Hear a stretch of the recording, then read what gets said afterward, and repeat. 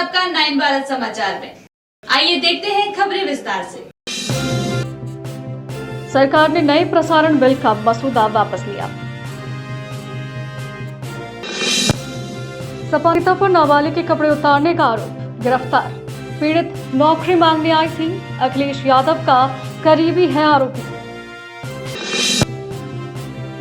जयपुर में पुलिस हिरासत में, सैनिक की पिटाई, मंत्री ने पुलिस कर्मियों को फटकारा।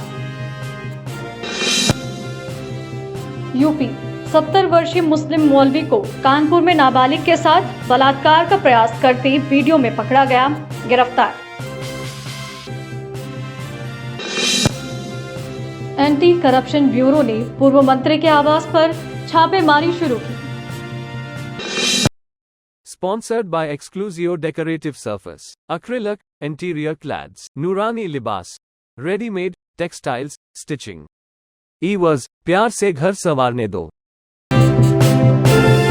यूक्रेन के शीर्ष कमांडर ने कहा कि उनके बलों ने रूस के सीमावर्ती कुशल क्षेत्र के 1000 वर्ग किलोमीटर क्षेत्र पर कब्जा कर लिया है, जबकि रूसी राष्ट्रपति व्लादिमीर पुतिन ने हमले का उचित जवाब देने की कसम खाई है और अपने सैनिकों को दुश्मन को हमारी धरती से खदेड़ने का आदेश दिया।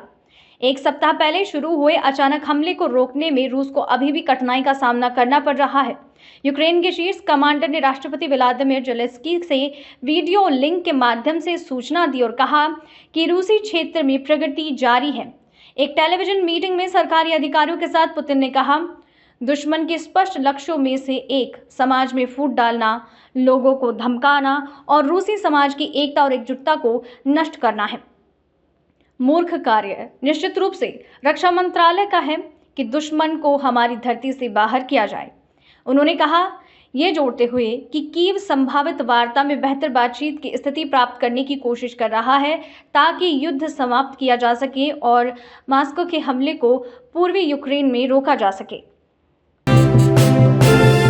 सूचना और प्रसारण मंत्रालय ने नया प्रसारण सेवाएं विनियमन बिल 2024 का मसौदा वापस ले लिया है, जो कि विवाद और आलोचना का कारण बना था, जिसमें यह आशंका जताई जा रही थी कि सरकार ऑनलाइन सामग्री पर अधिक नियंत्रण स्थापित करने का प्रयास कर रही है। इस मसौदा बिल ने स्वतंत्रता की अभिव्यक्ति और सरकार की नियामक शक्तियों को लेकर कई सवाल खड़े किए। पिछले महीने मंत्रालय ने नए मसौदा बिल को प्रमुख पक्षधारकों के साथ साझा किया था और उनकी टिप्पणियों का निमंत्रण दिया था। कम से कम 3 सूत्रों, जिनमें एक वरिष्ठ सरकारी अधिकारी तो उद्योग के कार्यकारी शामिल थी, उन्होंने पुष्टि की कि मंत्रालय ने अब पक्षधारकों से मसौदा बिल वापस करने के लिए कहा है। सूत्रों के अनुसार मंत्रालय ने पक्षधारकों को उनके मसौदा बिल की प्रतियां वापस करने के लिए संपर्क किया। मंत्रालय ने इस मुद्दे पर टिप्पणी करने से इनकार कर दिया, लेकिन रात में एक्स पर पोस्ट किए गए एक बयान में मंत्रालय ने नवंबर पिछले साल में सार्वजनिक डोमेन में रखे गए पूर्व मसौदा बिल का उल्लेख किया और कहा, ये पक्षधारकों के साथ कई दौर की बातचीत कर रहा है और उन्हें अधिक समय 15 अक्टूबर तक टिप्पणियां देने के लिए प्रदान कर रहा है। मंत्रालय ने कहा, विस्तृत विचार विमर्श के बाद एक नया मसौदा प्रकाशित किया जाएगा। मध्य प्रदेश में कल एक बड़ा रेल हादसा टल गया जब Rani Kamlapati Saharsa passenger train Itarsi railway junction पर पटरी से उतर गई। सौभाग्यवश इस घटना में कोई हताहत नहीं हुआ, जो शाम 6:10 के आसपास घटित हुई। रिपोर्ट्स के अनुसार ये घटना प्लेटफॉर्म नंबर 2 पर हुई, जहां 2 एसी कोच B1 और B2 पटरी से उतर गए। एक संभावित त्रासदी टल गई क्योंकि ट्रेन की गति 5 किलोमीटर प्रति घंटा से कम थी जब ये पटरी से उतरी। हालांकि इस घटनाक्रम ने यात्रियों के बीच दहशत पैदा कर दी, जिससे चीख पुकार मच गई और ट्रेन से बाहर निकलने की रश हो गई। रेलवे अधिकारी जल्द ही मौके पर पहुंचे और सौभाग्यवश अभी तक कोई हताहत होने की खबर नहीं है। ये ट्रेन कर्मियों की विशेष सेवा है जो पटना से रास्ते से सहरसा बिहार के लिए चलती है। उत्तर प्रदेश के कन्नौज में नाबालिग से रेप की कोशिश के आरोप में पुलिस ने एक सपा नेता को गिरफ्तार किया है। आरोपी नेता सपा प्रमुख अखिलेश यादव का करीबी और उनकी पत्नी डिंपल का सांसद प्रतिनिधि रहा है। मामला कन्नौज कोतवाली के अड़ंगापुर गांव का है। आरोपी नवाब सिंह यादव को पुलिस ने रविवार देर रात को गिरफ्तार किया। 15 साल की नाबालिग अपनी बुआ के साथ आरोपी के कॉलेज में नौकरी मांगने गई थी। आरोप है कि बुआ टॉयलेट के लिए गई, उसी दौरान नवाब सिंह यादव ने जबरदस्ती नाबालिग के कपड़े उतरवाए। पीड़ित बच्ची के फोन कॉल पर पहुंची पुलिस ने नवाब सिंह यादव को मौके पर ही गिरफ्तार कर लिया। पूछताछ के बाद सोमवार को उसे कोर्ट में पेश किया, जहां से उसे 14 दिन के लिए जेल भेज दिया गया है। जेल जाते समय नवाब सिंह ने कहा, ये कुछ पूंजीपतियों की साजिश है। उधर पीड़ित बच्ची को मेडिकल जांच के लिए जिला अस्पताल भेजा गया है। आज रात्रि लगभग 1:30 बजे यूपी 112 पे सूचना प्राप्त हुई थी, जिसमें लड़की ने शिकायत करी थी कि मेरे कपड़े उतार दिए, गलत काम करने का प्रयास किया गया। सूचना का तत्काल संज्ञान लेते हुए थाना पुलिस और पीआरबी मौके पे पहुंची थी, जहां पे लड़की को बरामद किया गया और आपत्तिजनक हालत में अभियुक्त नवाब सिंह को भी हिरासत में लिया गया। इसमें तहरीर के आधार पर सुसंगत धाराओं में भारतीय न्याय संहिता और पॉक्सो एक्ट में मुकदमा पंजीकृत किया गया है। इसमें अभियुक्त को गिरफ्तार कर लिया गया है और विधिक कार्रवाई की जा रही है। इसमें जो इसने बताया है कि नौकरी के नाम पे ये लड़की और इसकी बुआ इसको लेके वहाँ पे कॉलेज में गए थे। उसके बाद इस प्रकार की घटना हुई है और तहरीर के आधार पर मुकदमा पंजीकृत किया गया और विधिक कार्रवाई की जा रही है। इसमें सुसंगत धाराओं में जो भारतीय न्याय संहिता और पॉक्सो एक्ट के अंतर्गत मुकदमा पंजीकृत किया। पीड़िता नाबालिग है और उम्र अपनी लगभग 15 वर्ष बताई है। जयपुर में सेना के एक सैनिक को पुलिस हिरासत में निर्वस्त्र कर पीटा गया। राजस्थान के मंत्री राज्यवर्धन सिंह राठौर ने सोमवार को ये जानकारी दी। उन्होंने शिप्रापत पुलिस स्टेशन का दौरा किया, जहां उन्होंने घटना को लेकर पुलिसकर्मियों को फटकारा और मामले को पुलिस महानिदेशक के पास उठाया। पुलिस महानिदेशक ने बताया कि पुलिस ने पिछली रात एक अवैध हुक्का बार पर छापा मारा था, जहां कुछ लोगों को पकड़ा गया था और सैनिक भी उनमें शामिल था। राजस्थान के सैनिक कल्याण मंत्री राज्यवर्धन सिंह राठौर, जो स्वयं सेना में सेवा दे चुके हैं, उन्होंने पुलिस स्टेशन पहुंचकर पुलिस कर्मियों के आचरण पर सवाल उठाए।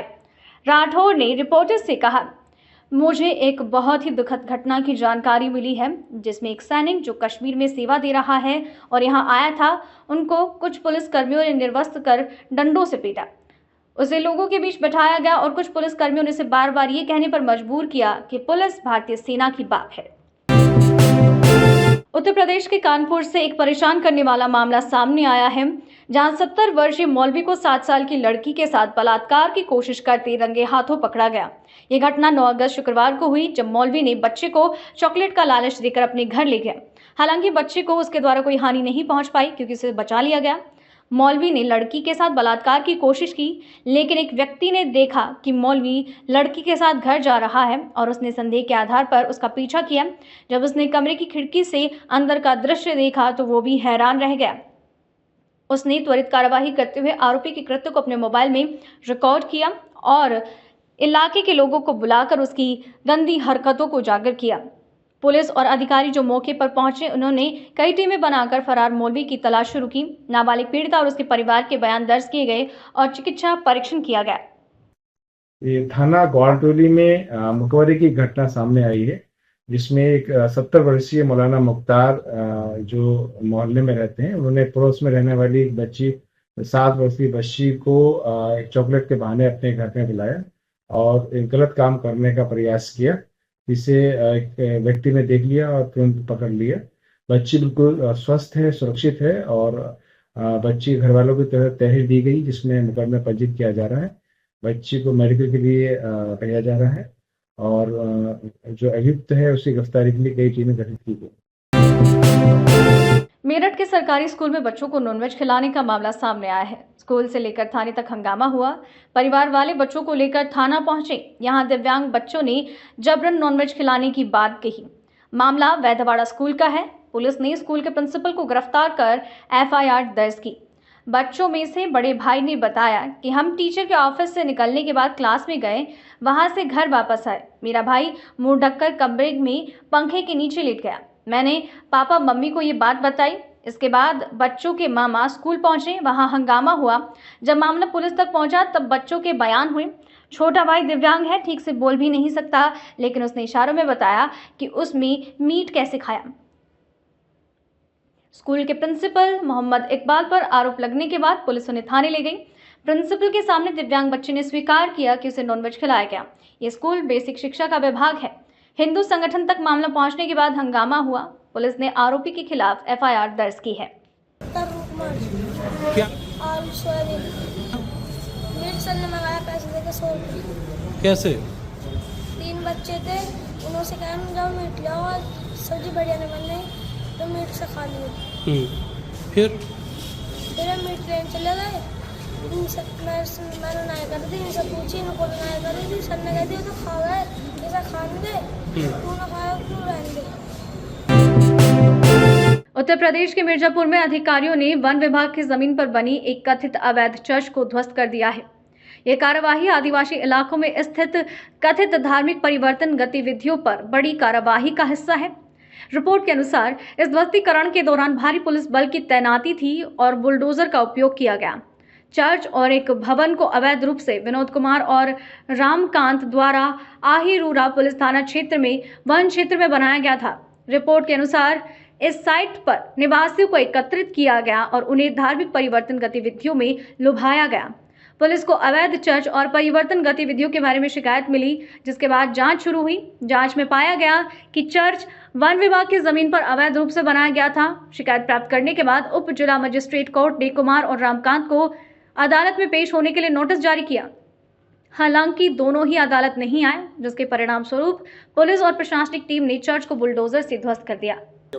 देखिए, हम लोगों को सूचना मिली थी कि कुछ एरिया में ऐसे अवैध रूप से कुछ सेंटर्स चलाए जा रहे हैं, चर्चेस चलाए जा रहे हैं, जिसमें कि अवैध रूप से धर्मांतरण का कार्यक्रम चलाया जा रहा है।